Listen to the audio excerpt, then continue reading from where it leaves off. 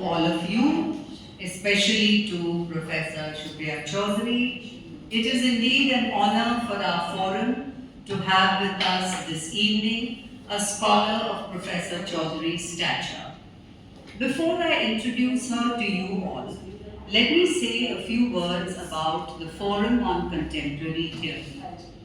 The forum was established in 1989 by Professor P.C. Kar from the Department of English at Maharaja Sayaji Rao University of Baroda and Professor Anand Mavlankar from the Department of Political Science, also from MSU.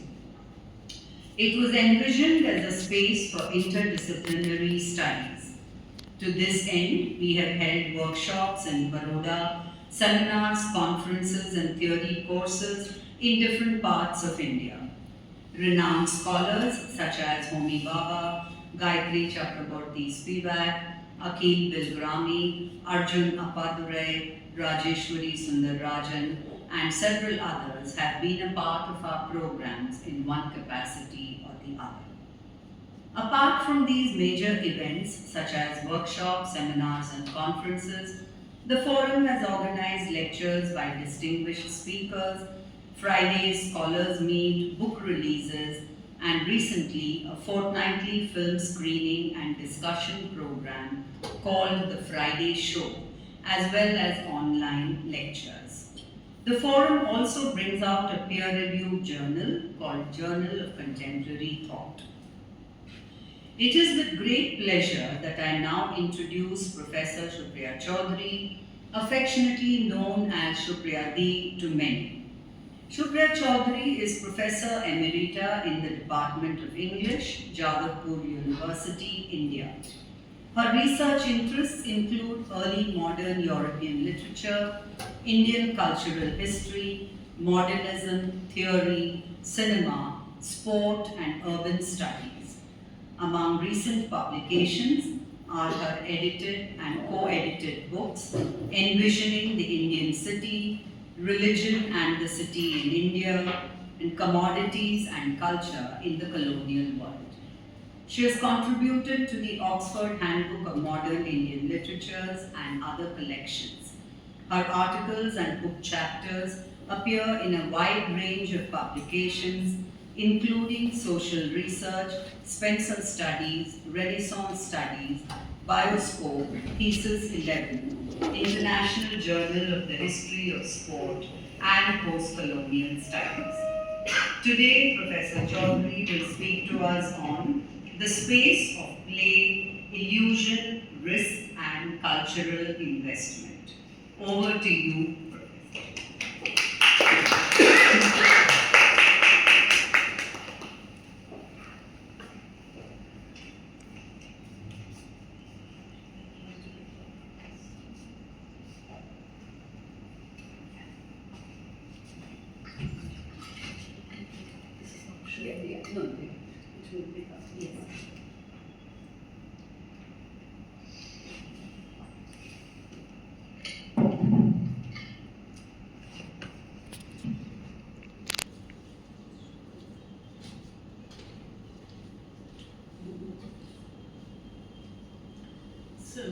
Before anything is visible on screen, let me begin by expressing my thanks, my really great sense of gratitude to Professor P.C. Kar and Dr. Geeta Vishwanath for making this visit to your center possible.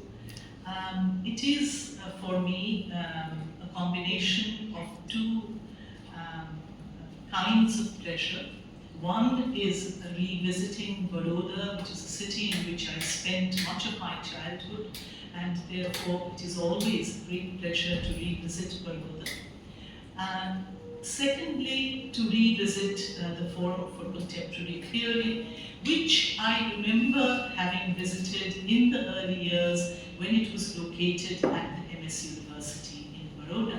So I remember being here in the early 1990s and speaking at the MS University where Professor Kar was teaching then, together with so many other friends who are no longer here, and I remember them when I revisit Baroda. My subject for today's talk is, as announced by Professor Vishwanath, the space of play, illusion, risk, and cultural investment.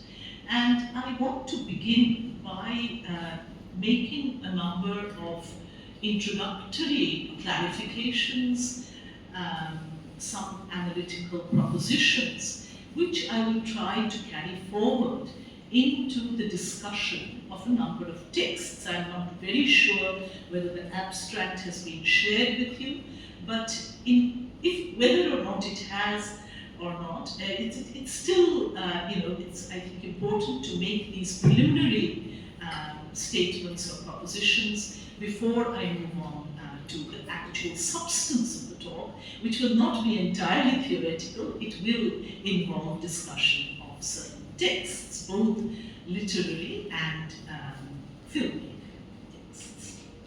So I think that what I'd like to begin with is by explicating, so far as possible, the space of play, which is the title of my talk. Do we have a light here? Does it? No, it's all right. It's sure. Yes. So many of you will be familiar with the classic text by Johann Huizinga called Homo Ludens, published in 1938, so almost 100 years ago, where Huizinga argued that play is older than culture, for culture, however inadequately defined, always presupposes human society, and animals have not waited for men to teach them their play. What Huizinga was contesting there was a strain in European philosophy which, from Schiller to Nietzsche, and perhaps even through to Gadamer and Derrida, sees play as a form of human activity. Now, the most celebrated statement of this anthropic bias is by the German philosopher Friedrich Schiller, who wrote that man only plays when he is in the fullest sense of the word a human being, and he is only fully a human when he plays. This is in the Letters on the Aesthetic Education of Man. Now, today I think we would be very wary of privileging the human in this way. As we know, every animal plays. Most theorists would define play as a free, joyful, and potentially anarchic activity closely related to the creativity of art and unconfined by rules and precedents. Schiller, Nietzsche, and many others argue that it produces a pure and unregulated pleasure and is sometimes, in other types of cultural tradition, attributed to the realm of the gods. For example, as divine Leela in Hinduism. However, in human life, this impulse is not necessarily always regarded approvingly. The modern theorist of sport, Roger Caroy, author of Man, Play and Games, picks up a throwaway reference to lawless play in Plato's Republic, and which Plato then contrasts to the regulated education of children through paideia. Now, in European Enlightenment thought, play is seen as precondition of all kinds of aesthetic activity. This tradition privileges notions of freedom and disinterestedness rather than material interests or practical ends, which is why the aesthetic realm is seen as fundamentally disinterested and it is associated with the free realm of play. Now, theoretically then, it is understood that play is pursued in and for itself, not for anything other than pleasure, anything other as a material benefit that we might derive from it. Now, Post-Enlightenment social and aesthetic theory therefore lays particular emphasis upon the self-separation and autonomy of the realm of play. Huizinga argued that play is distinguished by freedom, by separation, and by boundaries. That is to say, when you are playing, you are, as it were, cut off from the rest of the world in which you have your daily existence. Now, however, as soon as we attempt to define a sphere of pure play, we come up against the tendency that all play necessarily has of passing into the realm of games. So let me warn you here that my four principal terms that I want to define right at the start are play, game, sport, and work. These are the four terms that I want to initially start off by defining, and then we will move into the second part of my talk. So as soon as we attempt to define a sphere of pure play, we come up against the tendency that all play inevitably has of passing into the realm of games. The best articulation of this is to be found in a passage written by the philosopher Ludwig Wittgenstein. And I am quoting this passage. I'm not sure whether it is on the. Could you check, Geeta, whether it's the next slide? No, the next one is Chaudhuri. No, then we will go back. Yeah. Go back. Forget about that. We can come to this bit later. So I'm just reading out this passage. This is from Wittgenstein. We can easily imagine people amusing themselves in a field by playing with a ball, so as to start various existing games, but playing many without finishing them, and in between throwing the ball aimlessly in the air, chasing one another with the ball, and bombarding one another for a joke, and so on. And now someone says, the whole time they are playing a ball game and following definite rules at every throw. This is from the philosophical investigations. You can see the problem here. It appears that they are playing aimlessly, that it is play, not a game. But then somebody argues, no, it is a game. There are rules there. You thought it wasn't a game, but in fact it is a game. There are rules, and they are following a certain principle of game of play. Now, I remember once that I was set an exam question that if a Martian came to Earth, how could that Martian distinguish between games and work? This is a very philosophically profound question, and it's like the question that Wittgenstein is putting at a different level here. How do you distinguish between play and game? A game is not aimless play. Games are rule-bound. They are also separated off from everyday time space, but they promote learning, skill, competition for goals, and discipline. So many theorists contrast Plato's dismissal of lawless play, the anarchism of lawless play, with his support of rule-bound games, which were used for the training of Spartan youth, or the youth of Sparta. Games that required skill and training in which form part of his educational program, or by day. Thus, children are trained to perform certain types of activity through games. Now, the problem is that play is always drifting into the state of becoming a game, and game requires something of the anarchy of play in order to remain enjoyable. So, even with children, we see that the transition from play to game is quick and imperceptible. Rules are invented almost immediately to structure what seems to be aimless, or random activity. For example, Sigmund Freud's celebrated example of his grandson Ernst's fort gun game. At the same time, within games, it's difficult to speak of the rule-bound game which does not involve something of this creativity, the freedom to innovate, the openness, the disinterestedness of pure play.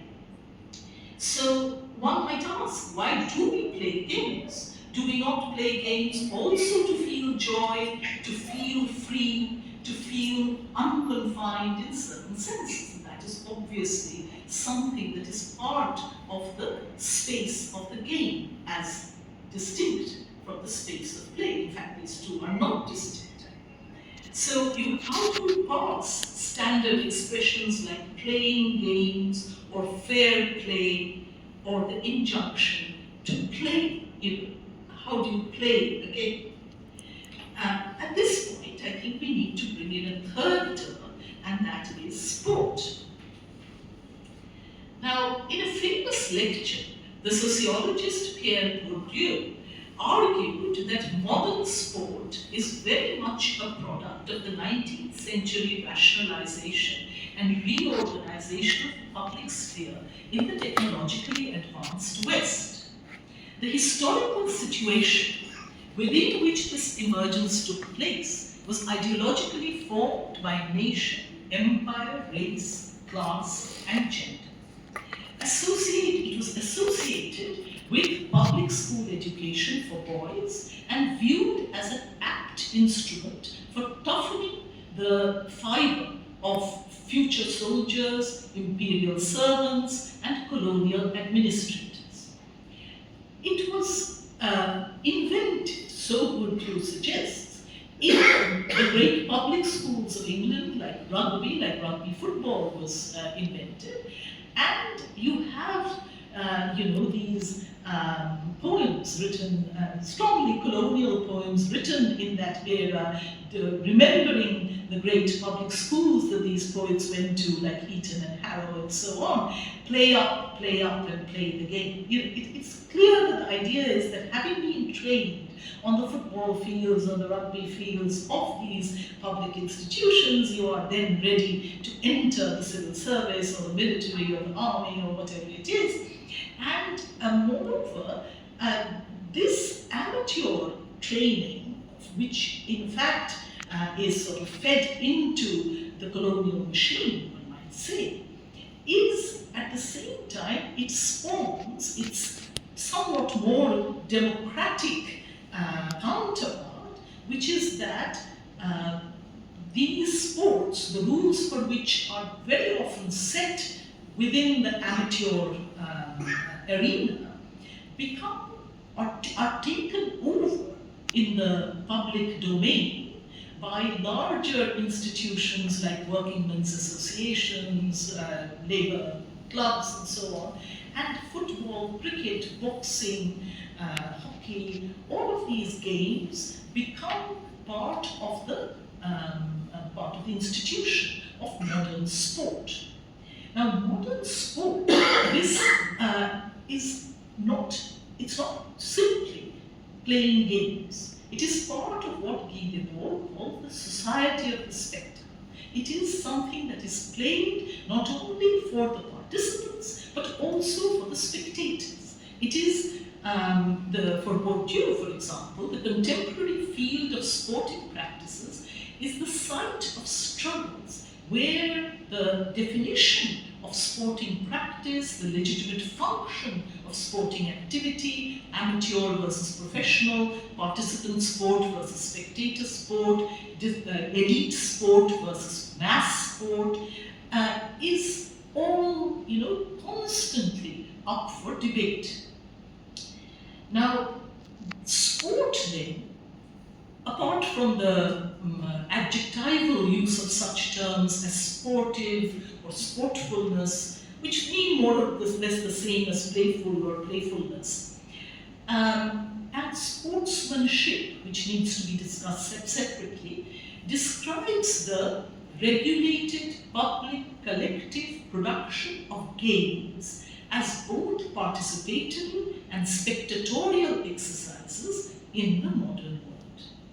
Sport becomes a very large-scale, almost industrially produced activity with huge cultural and financial investment behind it, where both the activity of the participants, those who train and support them, and the spectators who fill the stadia and turn out to watch them, all of them are fully invested in the sight of sport. And this is completely different from the sight of a game that you're, let's say, playing in the evening with your friends. Now, one might say that Bourdieu is wrong in saying that this sport is a modern invention.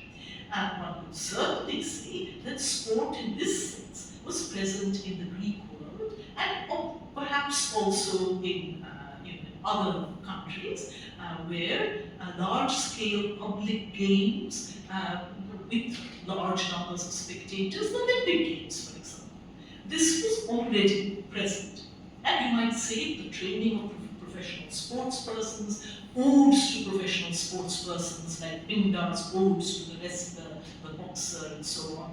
All of this was present in classical Greece, in Rome, the amphitheaters, the spectators, all of these were already there. However, Bourdieu has a complicated argument in which he argues that modern sport is of a special and distinctive nature. And I will not go into this here. I just want to make this distinction between the game as a simple activity and sport as a as an activity produced for mass consumption. Now, so you might say then that hopscotch, marbles, and so on are even maybe kite flying, but there again there are distinctions, are games with rules and the possibility of winning and losing and demonstrating skill, but they are not sports like cricket or football. Now, sometimes one could say that I enjoy playing games, but I am not a sports person. That's it. That's a distinction that you make in view of the way in which sport has been commoditized and made into a large-scale public activity in our world. Therefore, it makes sense to say that yes, I can play badminton. I can play badminton with you right now, but I don't consider myself a sports person. Right. Now, the field of sporting practice then is produced as a complex hierarchical structure regulated on the one hand by class distinctions and on the other hand by market forces determining the investment of leisure capital. And here it is quite clear that sport is a form of leisure activity. Indeed, the ability to indulge in sport is a mark of leisure for the amateur, but for the professional, it could be a form of livelihood. If this is so, we might then ask, what distinguishes sport from work? Why is the sports person not a worker? How is, is this a form of play at all, which we said was disinterested and anarchic and free and so on. One might say then that in the context of this large-scale and industrial production of sport, the sporting spectacle, and of course sports equipment, we need to think of players as workers. Work is generally understood to be purposive activity directed towards a material end, that is, towards the gaining of benefit, status, or wealth, or the furthering of human knowledge. Now, on the other hand, we started with this notion that the play drive is free of interests or goals. And one theorist has stated unambiguously that in the true game, property is exchanged, but no goods are produced. It's a very interesting point that is being made here. For example, you might say that in a game, a chess game, you are exchanging your, or somebody is taking possession of your pieces, but nothing is produced by the game. What is the function? What is the production? output of the game, apart from pleasure. And in this respect, games, play, etc. are like art, which produce pleasure, but may not necessarily produce benefit, status, wealth, etc. The problem is that we have come from play through game to sport, and now to a point where sports persons are clearly gaining benefit, status, wealth, and so on from their activity. So they are workers. They are in fact working within this great industrial level activity that the modern society promotes and accommodates, which is sport. So while sport does not produce goods like cars and soap, it does produce cultural goods, just as literature and art do in the modern regime of cultural production, and these goods are purchased for money. As a result, one theorist makes a distinction between the amateur and the professional, and argues that the professional sportsperson is not a player. So I quote from Roger Carolla, as for the professionals, the boxers, cyclists, jockeys, or actors who earn their living in the ring, track, or hippodrome or on the stage, and who must think in terms of prize, salary, or title, it is clear that they are not players but workers. When they play, it is at some other game. It's a really, interesting point that he's making. But is he right? Surely the distinctions between the amateur and the professional in the fiercely competitive world of modern sport is actually unsustainable. Earlier, when I spoke of class distinctions, you may recall that in the 19th and early 20th century, the distinction between amateur and professional was very largely a class distinction. The amateur was one who could pursue sport as a leisure activity, as part of the conspicuous, as it were, leisure that she or he could exhibit because they didn't need to work to earn their living, whereas the professional had to play sport in order to earn a living, in order to earn their livelihood. Now, therefore, there would be, in the early days of the Olympics, in the early days of Wimbledon, in the early days of the tennis Grand Slams, a distinction between the amateur era and the professional era and the open era. It's all open. And now, this distinction was based on the fact that, as you correctly points out, the ability to pursue sport for leisure was confined to the upper classes. Then there comes a period when these sports are taken over by a very large, or very much larger, more democratic kind of organization, which then insists on organizing various types of sporting activity for which they invite spectators to pay a fee and attend, and they pay fees to their participants to play. So, you get a fee for participating in Wimbledon or the US Open, and you win prize money, and the idea is that you support yourself with your prize money and your earnings, and you play better in order to earn more prize money. You don't simply play better in order to be a great player, though of course that too is there as part of this. Just as you might say, Dr. Johnson once said, no man but a blockhead ever wrote except for money. So does a writer, a poet, an artist, a novelist, do they write for money, or do they write because they want to produce great art? This is the same with artists, sculptors, and so on. It's not new. Artists and sculptors have always been employed by rich people, by patrons, and paid a fee to produce whatever artwork they were producing. And they were selling their work in order to earn a livelihood. This is the same with music. Now, we can therefore see that our distinctions between play, game, sport, and work are blurred. they are conceptually possible, this is to say one can think with them, but one can't really sustain them beyond a point. And it is not simply a question of there being something called pure play and something called pure game, and there's an indistinct region between the two, but simply that everywhere within the space of play there is always already the possibility of a game. Within the space of the game there is always already the possibility of sport, and within the space of sport there is always already the reality of work.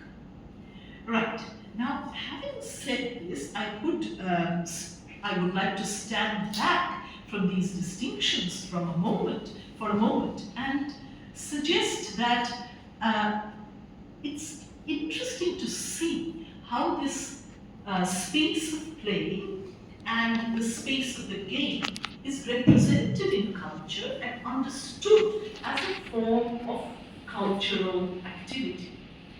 Here I would like to bring in two other points which I will then take up in the second part of my discussion. One is an idea of illusion, and the second is the notion of risk. Now, games are addictive and immersive. They demand a high degree of concentration and investment, mental, psychological, as well as cultural investment. And they may therefore tend to take over one's psyche and distort, as it were, the idea of ends, the notion of the end for which you are pursuing the sport tends also to become blurred. The second point that I wanted to make is this, so that is, one might say, that is the notion of risk. And secondly, there is this idea of being in a space of illusion. The Latin word illusion comes from, the root of illusion is from illudere, that is in play, to be in play. It's a state of, think of the meaning of illusion, which is a kind of deception, possibly a self-deception, right? So, when one is in play, you are in a sense deceiving yourself that this is the reality of the moment. When you might say it is not, you are in a state of illusion.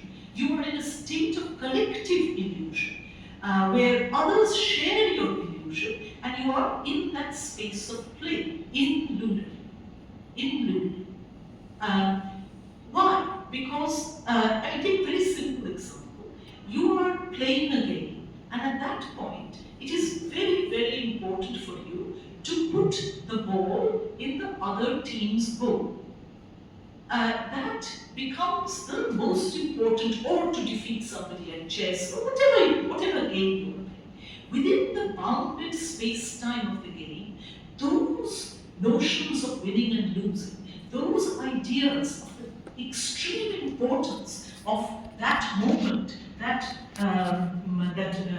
opportunity missed, that goal not blunder, that mistake by the goalie, whatever, all of these become supremely important to you. They become important to you, they become important to the other person. You may weep, you may beat yourself up because you have done something that you felt caused you harm. And yet, you were not actually harmed. Nothing really happened. Outside the space of the game, nothing really happened. You did not, this was not the end of the world. Nothing actually changed in the rest of your life. Your family is all right. Your work space hasn't, you haven't lost your job. But you are within a kind of illusion.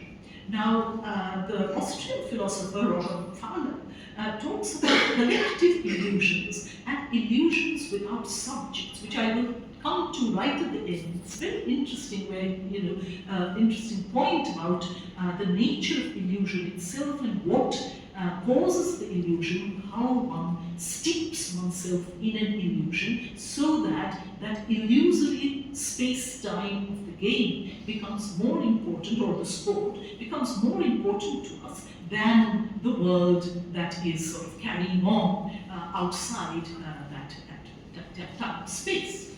It's at this point that I think I would like to move on to the second part of my discussion, where I will be considering three texts.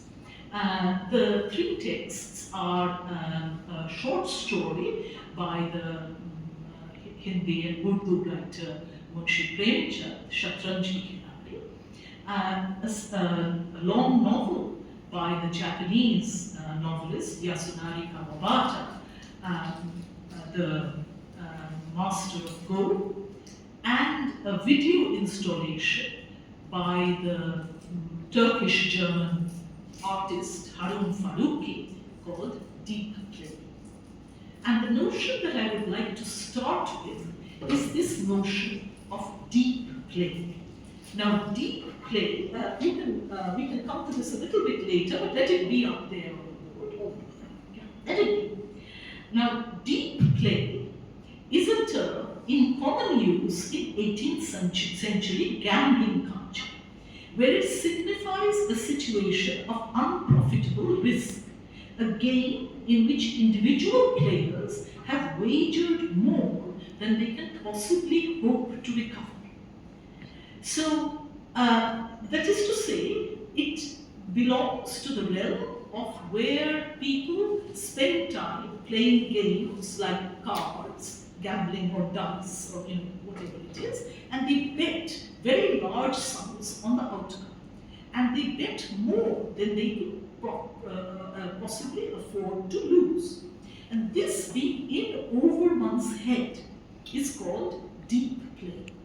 Now, the utilitarian philosopher Jeremy Bentham uses this term deep play in order to castigate the gambling culture of the 18th century and to say that this is obviously non-utilitarian. It is of no use. It doesn't do you any good to steep yourself in this kind of game world where you would be losing and risking far more than you can afford to lose.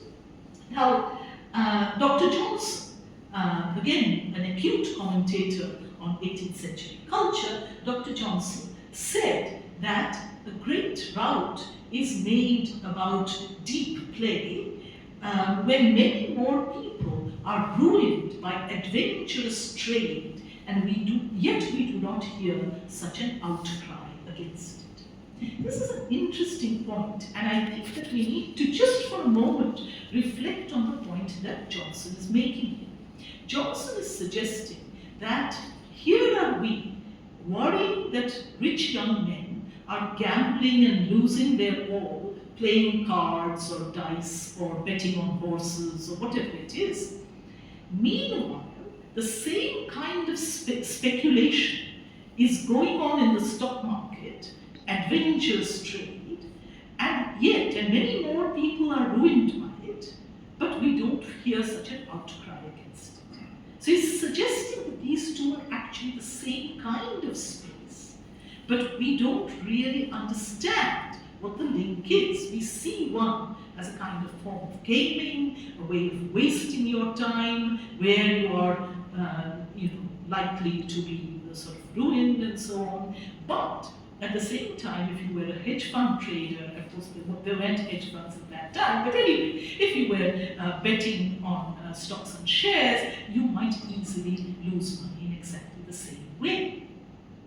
Now, it was this, however, this Benthamite reference to deep play that the anthropologist Clifford Geertz picked up and used in his celebrated essay called Deep Play, Notes on the Balinese Cockfight, which was first published in 1972.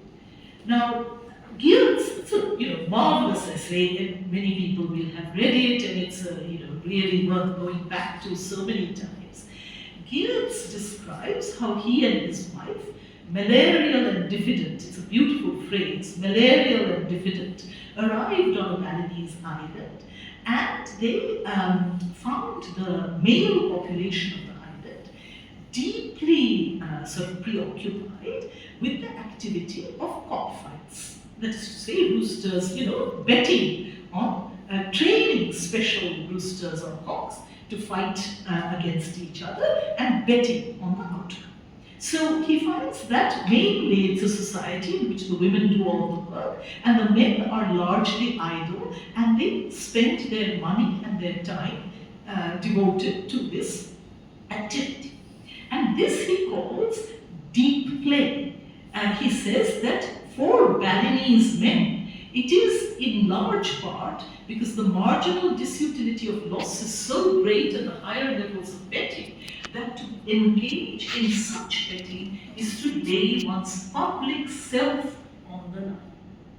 So it's as though for Balinese men, the activity of betting and the activity of engaging in the cockfight is part of their public self. It is a symbolic replication of the status that they wish to acquire in the public domain. So here it is obviously not simply a game, it is deep play in two senses. One is that they are betting more than they can afford to lose, so it's a state of very great risk, but it's also a state of illusion but also symbolic investment, where winning and losing in that game is what guarantees your social status, at least in your own eyes. Now, it's a question of whether other people regard you in the same way. So he says it is only apparently cocks that are fighting there. Actually, it is men. So thus understood, the Balinese cockfight became for Geertz a means of penetrating into what he saw as an essentially agonistic, contestatory male culture of violence in an outwardly peaceful and idle island community. So he has this beautiful phrases and lines there about man and beast, good and evil, ego and hate, the creative power of aroused masculinity and the destructive power. I mean, really, it's a bit too much over the top. Fuse in a bloody drama of hatred, cruelty, violence, and death. Now, Geertz's reading of the cockfight converts it into an art form, like poetry or drama, where he says, quoting Auden, art makes nothing happen, but nevertheless it illuminates status virtue, social order, honor, and so on.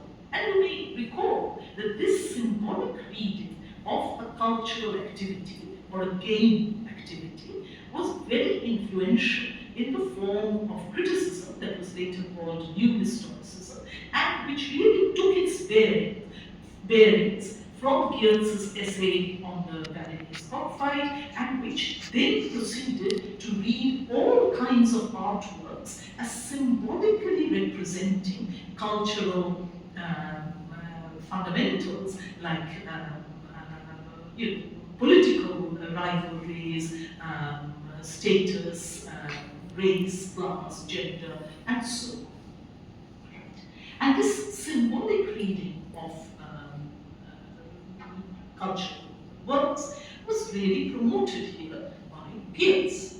Now, Geertz is also responsible for a kind of split in the 19th century semantic range of the term deep play from the Benthamite meaning of an unprofitable wager to the Geertzian notion of symbolically charged or layered social practice, like the Riley wink that he uses to produce his equally influential model of thick description. Now, he argues that these Balinese men, which obviously is probably an exaggeration, live in and for the game, that their life is not a linear continuum, but is lived from game to game, and there are sort of moments of vacuity, and then there is this moment of great excitement when the game is on. And you can think of the life of an addict as being like that. the life of an addict as being from a moment of the high of the fix and moving on through fixed vacuity to the next fix. And if you are addicted to the game, then that is, let's say you're addicted to betting or horse racing, then your life is punctuated by the next race, the races that you go to. Now, so although the thrust of Peirce's essay is equally towards the interpretation of art or poetry or drama, I'd like now to move on to my first text, on 3 texts in all, each requiring us to rethink what we mean by deep play and by the space of play, and only the last of them is actually called deep play. The Harun Farooqi text is actually called deep play. So my first text is Premchand's Hindi short story, Shatranj Ki Khiladi, The Chess Players, 1924, which was published in an Urdu version as Shatranj Ki Bazi, The Game of Chess, circa 1928, though it is not known which version he wrote first. So it's not clear whether he wrote the Urdu version first or the Hindi version first. Now it was this story that the director Satyajit Ray chose for his first full-length Hindi feature film in 1977, decisively altering and re-inflecting its content, and thereby using it to write what one might call a secret history of the Indian nation, from the representation of Wajid Ali Shah in this film to Amal singing of Jab Chhod Chale Lucknow Nagari in the nationalist Bhupati's study in Charulata, and the violent close of Ghori the home and the world. So if you think of, Satyajit Ray doesn't seem to be writing very much about, doesn't seem to be representing the history of the nation in a general way. But if you look at these films, beginning with Charulata, then Ghori Shatranj Ki Khiladi, and then Ghori, you can see a kind of continuum in the way in which the history of the nation is represented. Now, Premchand was certainly aware of the evils of deep play, and his story is not only about a gaming culture where fortunes are lost and won, but also about the unprofitability of gaming itself, where, as in Mali, the game substitutes for politics, for war, and for life. His ironic, distanced narrative treats Lucknowi culture with a profound, almost visceral antipathy, memorably captured in the story's opening paragraph, where I have provided a translation. Could we go back there, Geeta, to the first year? So, right, that's the time of the Nawab Wajid Ali Shah. Lucknow was sunk in the pleasure of indulgence, high and low, rich and poor, all were drowned in sensual indulgence. It's very, very anti the gaming culture. It's just a straightforward denigration of this kind of pleasure and leisure to which Lucknow appears to be addicted. Now there is a further point that is made here sometimes by those who have read only the Hindi version of this short story, which is that the Hindi version of the short story is aggressively Sanskritic in its vocabulary. The Urdu or Persian-inflected words are deliberately left out. Now, the obvious explanation for that is that there is an Urdu version and there is a Hindi version. And Premchand is clearly sort of splitting his vocabulary between these two ways of expressing the same content. However, there has been, I've seen a certain amount of critical material saying that Premchand is clearly sort of anti-Urdu or anti-Persian court culture because the language of the Hindi version is so decisively Sanskritic in its derivations, which I think is really a problem of the Hindi-Urdu divide at that time in the early 20th century. Anyway, the obsession with chess of the story's two protagonists, Mirza Sajjad Ali and Mir Roshan Ali, occupies them to the exclusion of all other concerns, domestic or political. Mir's wife is unfaithful to him. The British are hatching plans for the annexation of Awadh, but Mir and Mirza scarcely notice. At points in the story, Premchand breaks off from the narrative of the incessant search of the two friends for a quiet place where they can continue their game, with some comments on what is happening in the political arena as the Nawab is progressively divested of his powers. But, as he notes, there is no resistance, neither from the Nawab nor from the ordinary residents of Lucknow, steeped as they are in sensual pleasure. The story's puritanical tone is compounded in the Hindi version by this highly sensitive vocabulary. And so that the unmistakable attractions of the fabled Lucknowi culture are placed in a distance, morally neutral or even negative register. And I'll just read this because I think I don't have it on the screen. Never to this day can the king of an independent realm have been defeated so peaceably without any blood being shed. This was not the non-violence on which the gods look with faith, ahimsa. It was the kind of cowardice at which even the greatest cowards weaken. The Nawab of the great land of Awadh was being taken away as a prisoner while Lucknow remained besotted in the sleep of self-indulgence. Political degeneration, Rajnitik Adharpatan, had sunk to its lowest point. Now, and yet, here the story surprises us. There is another climax too.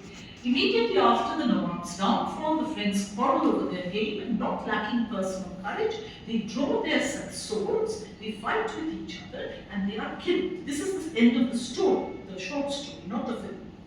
They fight with each other as a result of some issue over the game, not about the fall of Lucknow. And they kill each other. Now, this is, this representation of the chess game is actually very different from other forms of, ways in which chess games are shown. For example, in Fernando Pessoa's poem, The Chess Game, in The Chess Players, where he talks about how the chess game is a kind of retreat from the cruelty and horrors of the world. It should be noted that Satyajit Ray, in making a film out of this narrative, decisively changed the narrative tenor of his text, treating Vajagari Shah with much greater sympathy as an artist and poet, and deflating the tragic climax of the close into a pathetic, failed show of valor. There's no death, at the end of the film. The Mir and Mirza do not kill each other. What it also does is to greatly expand the gaming subtext of the story, something that Premchand leaves undeveloped, except to note the most obvious ironic parallels between the Ghor Sangram, desperate combat of the chessboard, and the military maneuvers of the British. The film is replete with visual and verbal references to games and gaming, setting up a constant and sometimes crude, sometimes more complex set of analogies between games and war. So you find then that the story's version of deep play, in which the contestants are indeed over their heads to the neglect of worldly or utilitarian ends, is substituted in the film by a Geertsen model of deep play, in which every detail of gaming is read symbolically. So, the chessboard is seen as the board on which the British are playing a game against the Dowager Queen of Lucknow, and is ultimately defeating her by capturing the king, that is Vajagari. Okay, so deep in every sense, play in Shatranj Ki Khiladi, like art itself, is both metaphor and cultural practice, both illusion and reality.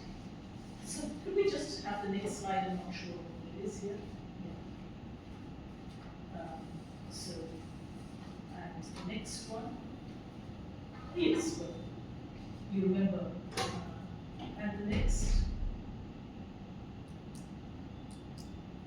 This is not the proper board, this is a different type. Next. Yeah. The other games, women's games, other games being played at the same time. Next. This, the other activities with which Rajat Ali Shah acknowledges himself. And next. This is the French subtitle. I'm sorry, I couldn't find anything. And I've already read this passage. Let's just move on. And this is the last option, actually, where this boy is seen the British marching and finally this one. This is a different way of reading the test game. It's mentioned but yeah, move on, please.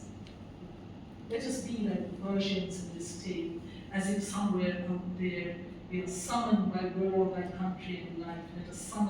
Let them summon us in vain and substitute, more or less that's being said, the chess game and its indifference for the game of life. This is a completely different reading of the chess game. I don't really have time to spend too much further time on this. Right. Next, the next text that I want to take up here. In neither Premchand's story nor in Rai's film is chess a sport in a modern sense. It can't therefore be treated in the same way as, let's say, the game of cricket in Lagan or the game of football in the Bengali film Agaru, which is about the centenary of Mohan clubs defeating of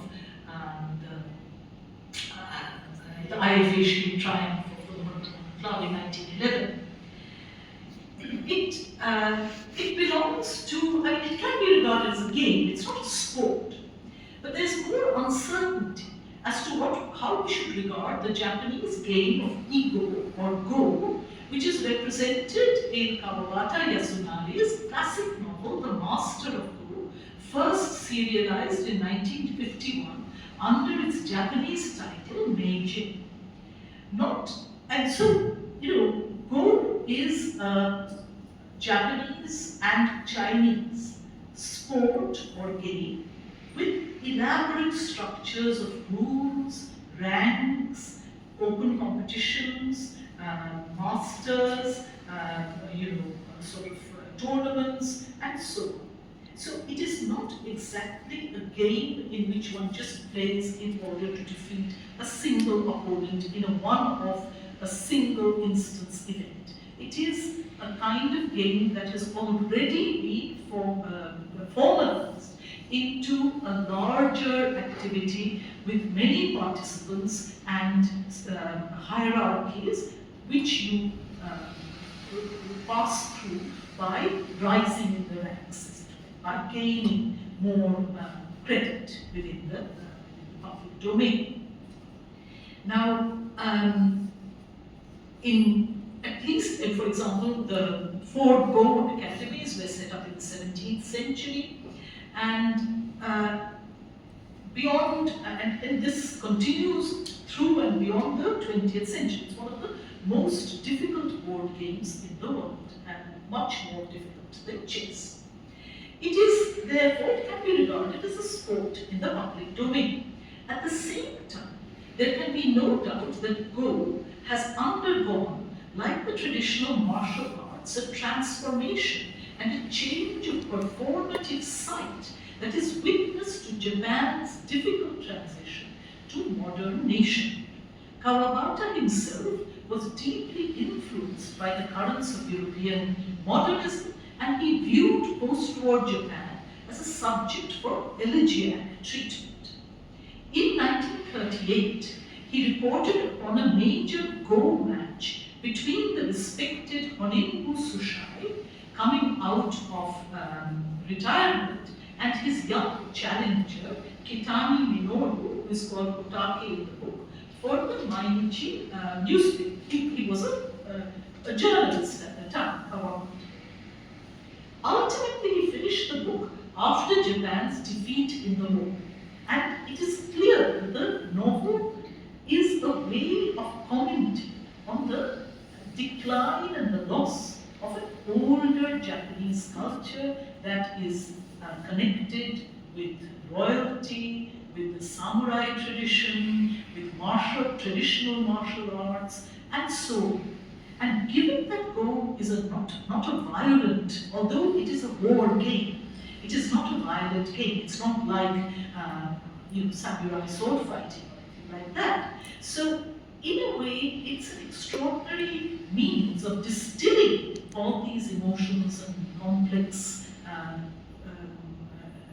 impulses towards violence into the space of the board.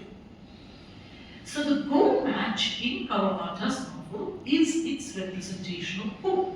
It's described in meticulous detail, and it's also made to bear the weight of Kawabata's profound anguish over the condition of post-war Japan, prefiguring through the Sushai's defeat by his young challenger the passing of an older, autocratic, but impossibly dignified and lonely and admirable order, in his opinion. Now, it's impossible to convey the full plangent beauty of these lines about the old master. Old master ultimately wins by a kind of fluke, but it's quite clear that he wins by a subterfuge, and it was ultimately his young challenger who should have won. Maybe we have the text. Can we move to the next? Yeah. So, you look at this, the way in which the master is described. The retreating figure of the master somehow brought tears to my eyes. In that figure walking absently from the game, there was the still sadness of another world. The master seemed like a relic left behind by the Meiji. A swallow, he said in a low, husky voice. And then at the start of the book actually describes the master's death, where the young journalist Kawabata has been brought in to take a photograph of the dead body. So maybe we have that passage too. Next slide, please. So, and this is a very Cartier-Bresson-like statement. I was struck by a certain intensity of feeling in the pictures. Was it the dead face itself? The face was rich in feeling, and yet the dead man himself had none. Was it that the face came through as the living face? The pictures were like the symbol of something hidden, something that must not be looked upon. That sense of something transfixed, but preserved in death as though in sleep, is related to Kawabata's sense of what post-war Japan had lost. So you can see that Kawabata's attitude towards the game, in which again something very deep is invested, is not at all like Premchand's. Premchand's attitude is unequivocally hostile. He regards the game as a waste of time, and he sees these gamers as idlers who have lost a kingdom in order to play the game. In Kawabata's novel, the playing of the game is symbolic of the loss of a nation's identity, a past identity. So, maybe the next passage? Yeah. So, it may be said that the master was plagued in his last match by modern rationalism, to which fussy rules were everything, from which all the grace and elegance of Go as art had disappeared, which quite dispensed with respect for elders and attached no importance to mutual respect as human beings. From the way of Go, the beauty of Japan and the Orient had fled. Now, what does he mean by this idea of grace and beauty? Surely it is something in the domain of play. He is suggesting that within the game that was played with such attention to rules and such respect for rank, there was this aspect of play, creativity, art, beauty, which unfortunately modern rationalism was gradually taking away, so that the young challenger was just interested in winning the game. He was not interested in playing a beautiful game. He was not interested in making the game a work of art itself. He was the symbol of Go himself. He and his record shining through the Meiji, Taisho, and Showa dynasties. These are the different dynasties of Japan, and his achievements having brought the game to its modern flowering. The match to end the career of the old master should have had in it the affectionate attention of his juniors, the finesse and the subtlety of the warrior's way, the mysterious elegance of an art, everything to make it a masterpiece in itself, but the master could not stand outside the rules of equality. So what he sees as hostile to this spirit is the modern democratic spirit in which any old person, if they can play the game, can challenge the master and play any kind of adequate game in order to defeat him. Now, actually, Kawabata's representation of this game and of the character of the Honen Bushusai is completely invented. In fact, this Honen Bushusai was not such an exemplary character, nor was the game perhaps quite as exceptional as Kawabata made it out to be. Indeed, the great master who emerged in the next generation after the Honen Bushusai was a Chinese player who was repeatedly attacked by the Japanese because of his Chinese ethnic heritage. So, more important than this Chinese player, Go Saigen, was directly attacked by Japanese nationalists for his emergence as virtually the greatest player of the game in modern times. There is, by the way, an interesting novel by Benjamin Labcook. Is that the name? It'll come back to me. I will give you the name in a moment. Labcook. Labcook. And the novel is called. It's about artificial intelligence, especially the Deep Blue, the chess playing thing, and also one that played a game of Go against one of the great modern Go masters. I will come to this in a moment. Right. Anyway, in fact, the move by which the master wins the game and defeats his young challenger, it was rumored that this play, this amazing play at W160, was conceived by Maeda of the 6th rank, one of the master's disciples. Because the master had this habit of breaking up the game at whenever he wanted to, taking a rest, conferring with his disciples, and then going back to play the next move. And this he was doing in a way that suited himself. And it is suggested that the move through which he won the game was in fact suggested to him by one of his juniors. Anyway,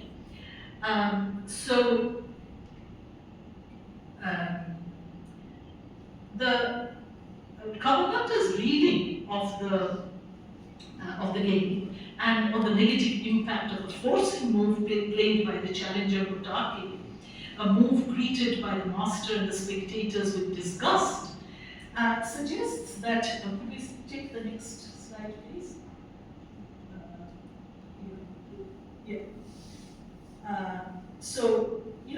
This idea of a false note being struck by the challenger, the master being thrown off his track by this wrong move by the challenger at black 121, and so on. So, it's as though Kawabata is making up a kind of game that really didn't ever exist in this way in order to represent the decline of a nation. So what he is trying to do is to idealize the master and to establish a symbolic equivalence between the traditional values of the game on the one hand and old Japan on the other, in order to make the false note of Otake's forcing move a moment of rupture, a tear in history's fabric, as much as it is a disruption in the flow of the game. Now, I have taken too much time already, but I will now move on to my last example, which may be closer, which is in fact closer to our own time. My last example of deep play contains also a moment of rupture, but it is debatable whether we should regard it as a tear in history's fabric. In 2007, the German filmmaker Harun Farooqi mounted a 12-screen video installation at Documenta 12 in Kassel, in the German town of Kassel, showing the 2006 Football World Cup final match between Italy and France. It was called Deep Play in English without any German translation. And Farooqi clearly intended his 12-screen media scheme to offer a play upon the senses in which the term could be read. The 12 screens ran an estimated 27 hours of continuous footage of the game, played over 2 hours and 15 minutes with extra time, followed by a penalty shootout in which Italy won. Placing the spectator at the center of a ceaseless stream of visual data. In effect, it reenacted another Benthamite notion, that of the panopticon, implicating the spectator in a form of Brechtian gestus. In fact, it belongs to a part of Farooqi's oeuvre called serious games. Now, spectatorship itself and the constant barrage of empty yet significant data is the issue in a viewing experience that tests our capacity to feel identification, loss, and shock. The viewer in this gallery space enters a time space which is not that of the game, because the game is already over and we know its outcome. But of its representation from various angles and through an endless repetitive video looping that dehumanizes the spectacle by foregrounding its technological production. And technological production is of the essence in the modern consumption of sport, where, Robert Fowler argues, we are all victims of a collective illusion, where the illusion has no special subject as such. It's not my illusion or your illusion. It is a kind of illusory space into which we are drawn, which we are in for a while and which we can quit or not as we wish. So we find these screens producing the raw data from which the screening ultimately, it was live broadcast. But remember that live broadcast is also continuously edited.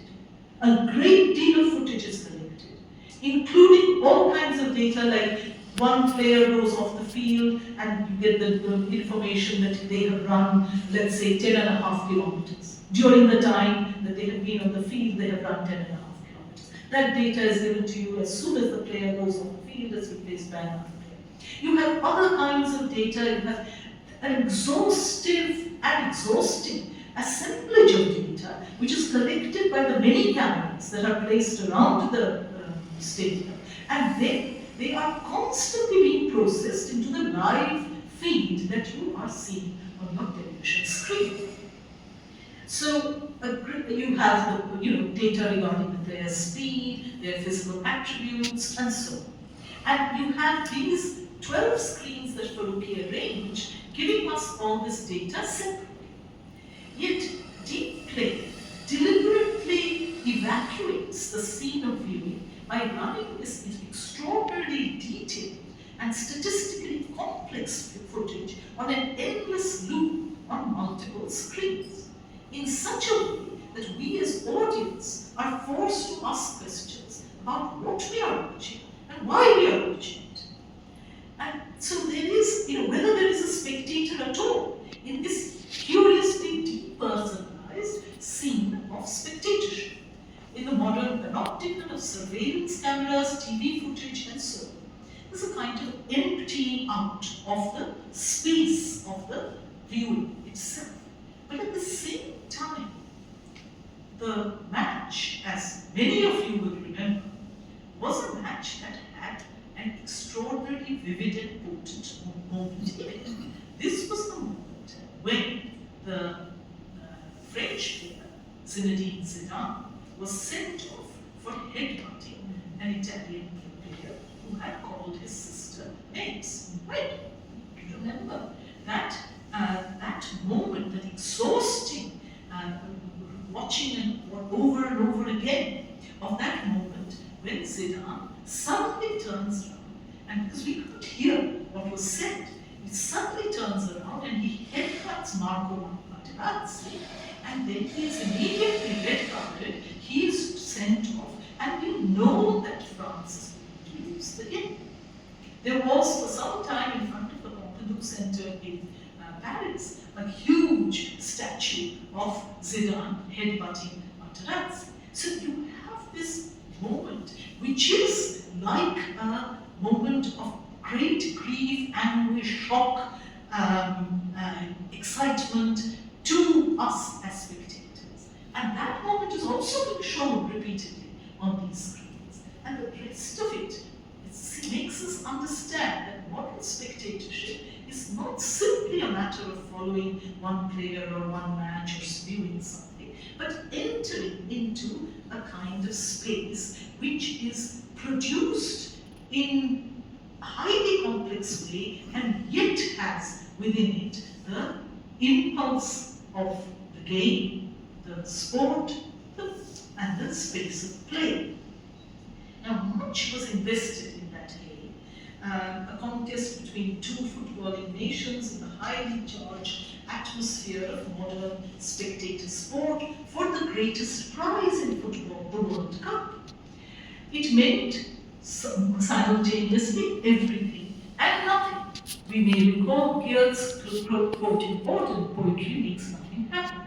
At the same time, it had serious repercussions for Zidane's career. He announced his retirement after the final, despite winning the Golden Boot. And the sending off itself drew many to reflect on race, ethnicity, Zidane's Algerian roots, his working class origins, his status as an immigrant, honor, the unforgiving excesses of modern sport. So the spectacle itself was certainly susceptible to being treated as deep play in the Geertsian sense. But what Faruqi does is to evacuate that possibility of cultural investment and symbolic treatment, and to see it as a kind of, camera, a sort of place where we are surrounded by cameras and nothing makes any sense. A surveillance, sort of a space of empty surveillance. Now, there is a similar evacuation of spectacle in another film about Zidane, the 91 minutes real-time ordeal of Zidane, a 21st century portrait, also came out in 2006, directed by Douglas Gordon and Philip Pareno. This is a study of Zinedine Zidane during the whole space of a match, mainly off the ball. It's very rarely that he's actually touching the ball, and it just sort of focuses on his legs as he's running around the field. So we're excruciatingly close to the player, and we're distant from the player at the same time. We feel like voyeurs in a hole that has been created in the composite social experience of the game. So it may seem that Faruqi's deep play has moved us very far away from the stakes and the symbolic equivalences that were clear to Premchand and Kawabata. For Premchand, there were symbolic equivalences which he regarded as largely negative, and he saw as sort of part of a kind of Benthamite deep play with overmuch investment in the game as opposed to the realities of life. In Kawabata, there is a more artistic, symbolic treatment of the game of Go as a representation of old Japan. In Faruki, you have a commentary on modern social life, where every time this kind of great sport event, spectacle takes place, everything seems to hang on whether Brazil or Argentina or France or Germany is going to win. There is a huge amount of money, of cultural investment, of deep play going on, and at the same time, it is a curiously depersonalized, hollowed out scene of viewing that we are ultimately left with. Thank you. I think I'll stop here and leave it for you.